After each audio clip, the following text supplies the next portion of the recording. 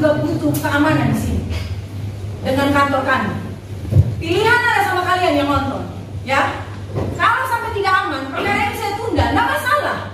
Saya tidak peduli, ya. Yang jelas hari ini saya dihadirkan bagaimana untuk memberikan keterangan sebagai saksi. Segala keterangan fakta yang saya tahu dan saya alami saya coba ceritakan. Dalam persidangan tadi sudah dapat membayangkan siapa yang bertanggung jawab terhadap peristiwa hukum itu.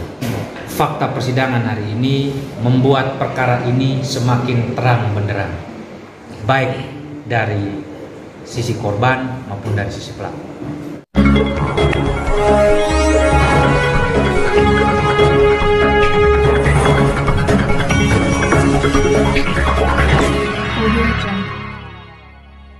Pengadilan Negeri Kelas 1A Kupang pada hari Senin 19 Februari 2024 menggelar sidang terdakwa Martin Konai CS terkait kasus pembunuhan Herman Bole.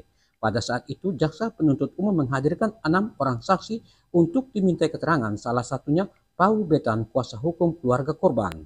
Seperti disaksikan media ini, saat Paul Betan sedang memberi keterangan, sempat terjadi kericuan antara BT, salah satu kuasa hukum terdakwa, dengan pengunjung. Hal tersebut menyebabkan sidang menjadi terganggu.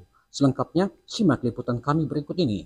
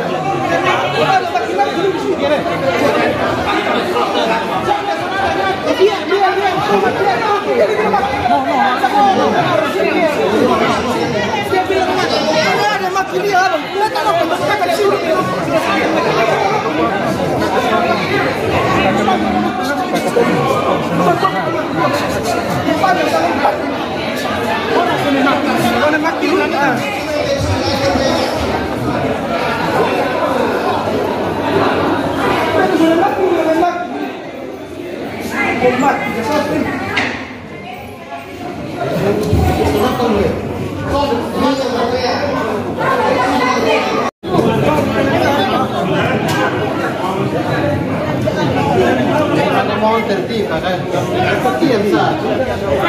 Dia nomor berapa di dalam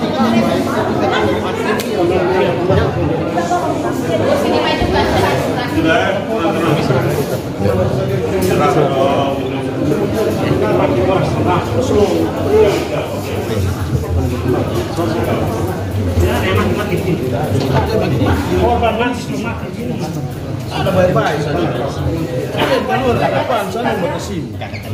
Iya. Nanti kayak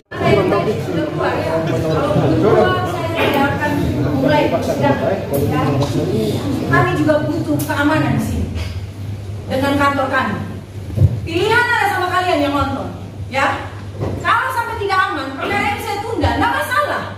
Saya tidak peduli, ya. Jadi mohon untuk tahan diri, ya. Kalau punya kepentingan tahan diri, ya.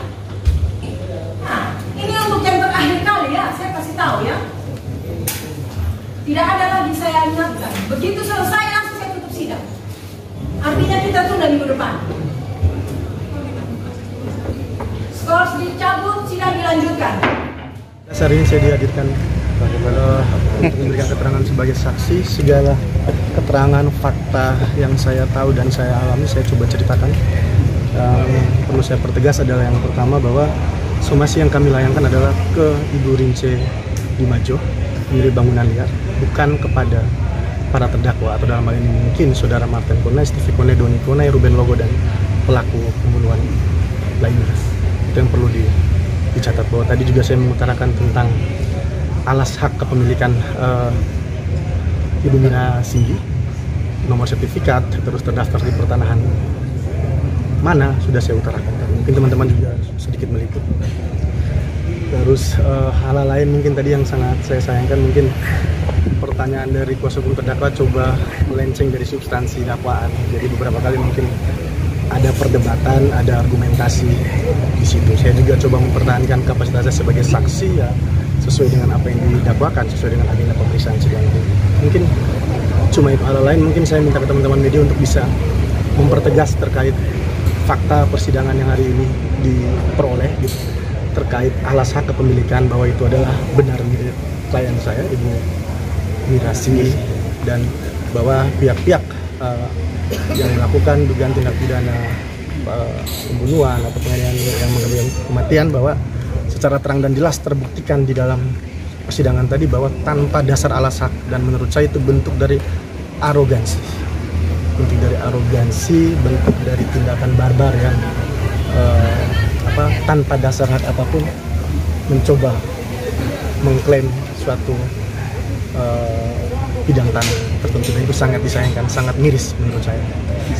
Abang, pertanyaan yang banyak tadi itu kan terkait status dari atau peran dari Roy Bole ini kan sebenarnya sudah saya utarakan sejak awal, dan mungkin sering sekali saya bunyikan di media atau saya jelaskan di media bahwa kapasitas almarhum adalah sebagai sahabat sejak kecil, sejak umur sekitar 6 tahunan sampai dengan almarhum meninggal dunia. Jadi memang karena basicnya adalah dia sebagai driver online, ya, jadi selain kita menjaga hubungan emosional, sering ketemu karena dasar persahabatan, yang kebetulan saya di Kupang, saya selalu menginformasikan ke beliau bahwa saya sedang berada di Kupang, saya aktivitas kerjanya di mana, dan saya meminta beliau untuk mengantar atau menjemput saya. Sebenarnya lebih esensi adalah sebagai sahabat, jadi saya merasa jauh lebih nyaman gitu kalau saya kerja bepergian dengan sahabat sendiri yang mengantarkan atau menjemput. Itu poinnya. Hanya mungkin dari pihak sebelah coba mempelintir ke ranah lain, itu haknya mereka. Yang jelas fakta yang coba saya utarakan tadi seperti itu. Dan mohon teman-teman media juga memberitakan secara lurus dan terang sesuai dengan apa yang diamati atau dilihat dalam sidang tadi. Bapak, tadi kan pada saat proses persidangan ada terjadi sedikit kericuhan. Tanggapan Bapak seperti apa dengan kejadian tadi? Saya harus menyampaikan kenapa saya tadi juga sedikit bereaksi, karena memang ada ucapan dari Steffi gitu, bahwa untung lu lari, kapan 2 personil lu yang mati. Saya dengar jelas, makanya tadi sempat saya sampaikan ke yang mulia majelis hakim, saya bilang saya diancam. Kalau perlu bukti kan, kalau dikatakan rekaman sidang ini ada, coba dicek gitu. Harusnya pasti ada gitu. Selamat sore Pak Sam. Ya. Sidang untuk mendengar keterangan saksi pada hari ini telah usai. Terkait sidang hari ini seperti apa? Wah, luar biasa lah ya. Semua keterangan saksi yang diajukan oleh jaksa penuntut umum ya kita anggap bahwa para saksi ini merupakan mengungkapkan fakta persidangan yang sesungguhnya, guna mengungkapkan suatu peristiwa pidana yang terjadi ya. Dan dalam persidangan tadi sudah dapat membayangkan kami sebagai penasihat hukum ya, untuk dapat menciptakan sumber hukum dan siapa yang bertanggung jawab terhadap peristiwa hukum itu. Yang kita sudah dapat ya gambaran dalam persidangan tadi ya, teman-teman sudah menggali dengan baik, teman-teman sudah ya bijaksana untuk memberikan pertanyaan-pertanyaan ya, dan pertanyaan itu untuk menggali semua fakta-fakta persidangan dan sumber-sumber hukum yang akan kami dapati, sehingga dari sumber hukum itu ya akan melahirkan dan menciptakan siapa sesungguhnya yang bertanggung jawab atas peristiwa hukum itu. Itu aja, saya yakin begitu. Kita tidak membela orangnya, kita menggali dan menemukan sumber hukum. Gitu. Ya. Bapak, tadi pada saat persidangan sempat terjadi kericuhan. Tanggapan Bapak seperti apa terkait dengan peristiwa tersebut? Ya, saya rasa biasa saja gitu. Ya. Tapi itulah dinamika. Sidang itu di mana dinamika begitu. Gak apa-apa. Tapi semuanya diselesaikan dengan baik, dengan tidak ada yang pihak-pihak yang dirugikan, biasa. Ya, itu yang saya sampaikan, bahwa dinamika itu biasa dimanapun terjadi. Baik itu ya peserta sidang dan juga penasihat hukum dan juga jaksa, seringkali kita gontok-gontok di dalam persidangan dan habis selesai. Ya. Fakta persidangan hari ini membuat perkara ini semakin terang benderang, baik dari sisi korban maupun dari sisi pelaku. Terkait apa yang terjadi saya tidak dapat menyimpulkan, silahkan masing-masing punya pandangan tersendiri. Tetapi kita bisa lihat secara terang benderang kronologis awal dari kasus ini seperti apa. Mulai dari pengantaran Somasi, adanya diskusi antara Winnie Pandu dan Paul Betan, lalu Paul Betan dengan Stevi Kunai, lalu masing-masing kembali ke posisi. Setelah itu ada juga video berikutnya terkait dengan pemesan pagar, dan menurut kami pemicunya adalah video yang kedua. Seperti itu. Video apa? Video itu pada saat dari pihak antara kelompok Paul dan kelompok Kunai dan kawan-kawan ini sudah terpisah, udah cooling down. Mesti dicatat, jeda peristiwa ini ada polisi yang hadir. Nanti akan di saksi-saksi berikutnya. Sehingga ada jeda dulu. Setelah itu kemudian barulah terjadi penyerangan. Terkait dengan penyerangan itu nanti ada saksi-saksi lain yang akan menjelaskan. Supaya saya tidak mau mendahului fakta persidangan. Perlu digarisbawahi bahwa tolong, sidang ini masih lama. Jadi kita akan ikuti setiap episode persidangan, mulai dari keterangan saksi-saksi yang lainnya, dan juga nanti ada keterangan ahli, baik ahli dari jaksa maupun dari kami. Biar ini terang, saya fokusnya di situ. Tidak ada hal-hal lain, saksi-saksi semua sudah seperti ini, kurang lebih seperti itu. Sabar, nanti kita akan sampai pada kesimpulan akhir, yaitu putusan majelis berdasarkan seluruh keterangan. Nah, karena kita tahu dengan situasi kondisi seperti ini, elok kita harus berbicara.